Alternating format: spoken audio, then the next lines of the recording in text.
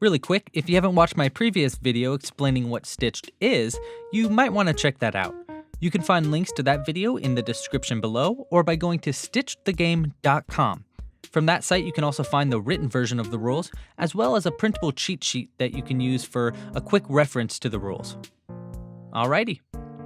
Hey there! Stitched is a turn-based tabletop strategy game where each player controls a mercenary team of goblins, trolls, orcs, and ogres. Each player will use their actions on their turn to move, attack, and cast their way to victory.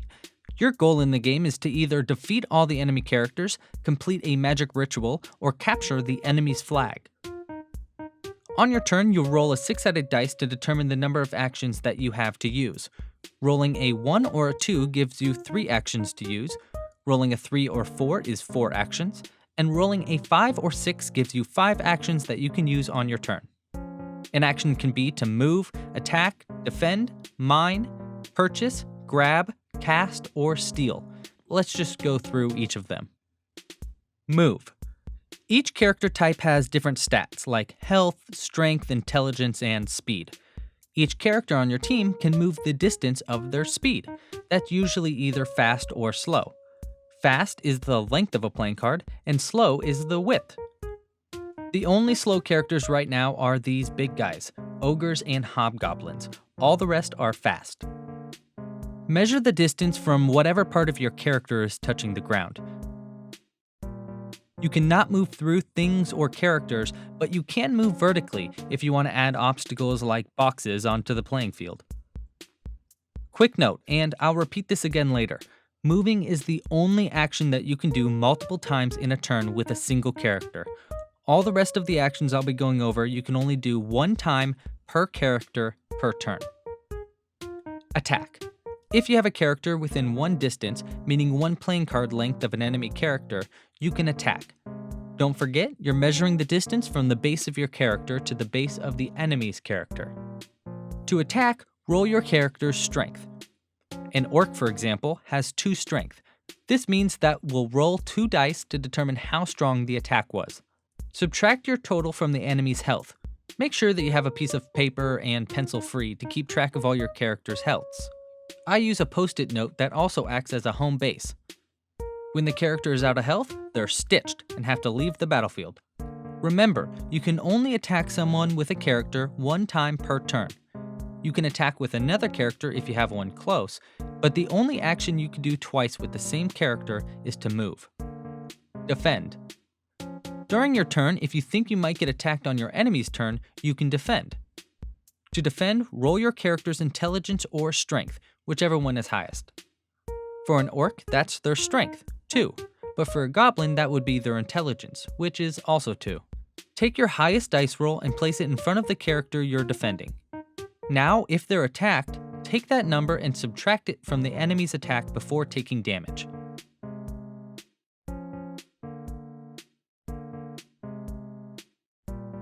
A defense goes away completely if the character defending does any action whatsoever, like moving or attacking, or gets attacked with any number, even if that attack number is less than the defense number. However, characters can keep their defense for as long as they want between turns until they're attacked, move, or do any other action. Mine. If you're within the distance of a treasure, like a chest, you can mine for gold. Roll your character's strength. If your total roll is a 5 or more, take 5 gold from the chest. I secretly have 1 piece of gold in the chest that's worth 15 gold to spice things up, but that's completely optional. Purchase. If you have enough gold, you can purchase something from Le Menu de Orc. This includes new characters to fight for you, health to heal you, and items to make your character stronger. Everything you purchase spawns from your home base. For example, if you purchase food to heal one of your characters for 5 health, you'll either have to run back or bring it over with somebody else. Some items like food cost an action to use, and there are special rules for items like weapons and shields. But those items for now are available for Patreon supporters only. If you'd like early access to those extra items, become a Patreon supporter for any amount at patreon.com/LouiesLoops. Grab. Picking up and exchanging items can be done on your turn using an action. unless you're at your home base. Then it's a free action to do. Dropping an item is a free action though. You can't use a weapon or shield that you've grabbed during the turn in which you grabbed it, unless you're at your home base. The only weird exception for grabbing is stealing the enemy's flag or items, which we'll talk about in a second. Cast. If you're within the range of the relic, you can use an action to cast a magic spell. Roll your character's intelligence. If your total is a 5 or more, it's a success. Place one of your gems on or around the relic or remove an enemy's. The relic has to be free of enemy gems before you can start placing your own. If you get all 5 of your team's gems on the relic, then the ritual is complete and you win. Real quick, pay attention to the race of characters you use for different tasks. For example, goblins are a little smarter than orcs with 2 intelligence and will have an easier time at casting successfully, but they will also have a lower strength and won't be great at fighting or mining. We'll go through the different races of playable characters at the end. Steal. If you're within the distance of an enemy flag or unattended items at their base, you can steal it. Roll your intelligence, just like a cast. If your roll was a 5 or more, steal the enemy's flag or item. You can't steal an item that the enemy is holding though. Bring the flag back to your home base to eliminate that enemy tribe and win.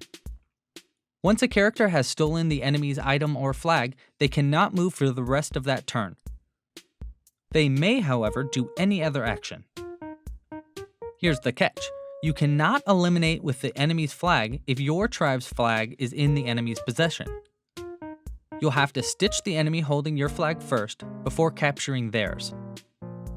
If you stitch their flag carrier, it is dropped and you can use an action to return it automatically to your base.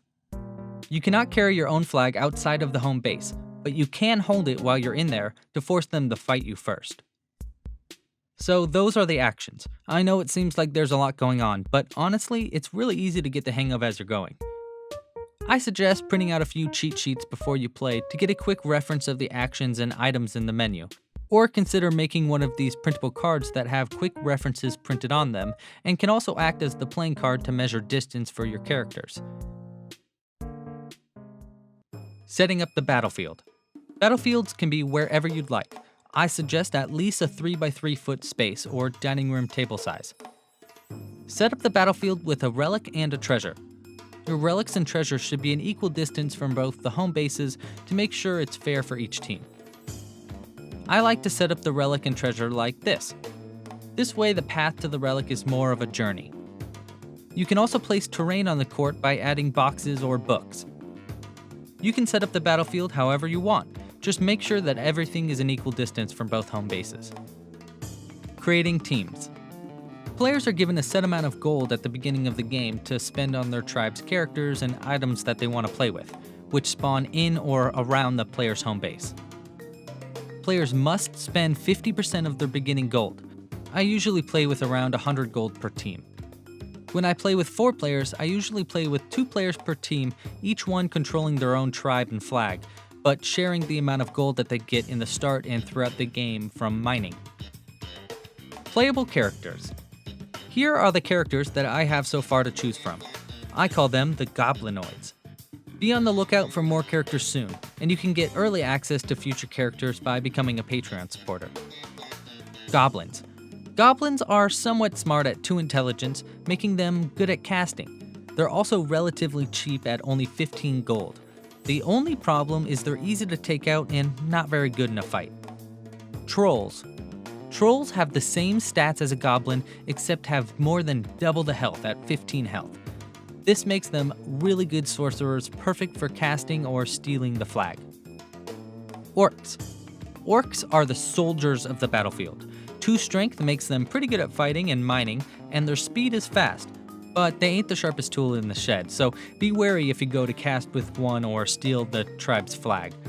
Both the trolls and the orcs cost 25 gold each. Ogres. Ogres are the warriors of the battlefield. They cost 35 gold, but their strength is unmatched and their health ain't bad either. They're still pretty stupid though, not to mention slow. Hobgoblins. Hobgoblins are goblins that somehow survived their normally pretty short lifespans and grown to an amazing size. They have 31 health, making hobgoblins a sort of tank. They also have a decent intelligence and strength at 2 for each. Because of their rarity, however, they are the most expensive character you can get at a cost of 45 gold. Items. If you're just starting out, I'd suggest playing with only food, which costs 5 gold and gives back 5 health. But if you want to learn about more of the items that I've added to the menu, or that I'm still testing out, become a Patreon supporter at patreon.com/Louie'sLoops. For absolute newbies, I suggest both players play with a set team of 1 goblin, 1 orc, 1 troll, and 1 ogre. This adds up to a perfect 100 gold and is a pretty solid team, giving you a lot of options for gameplay. Okay, so there are the rules for Stitched. Again, you can look them over in written form at stitchedthegame.com.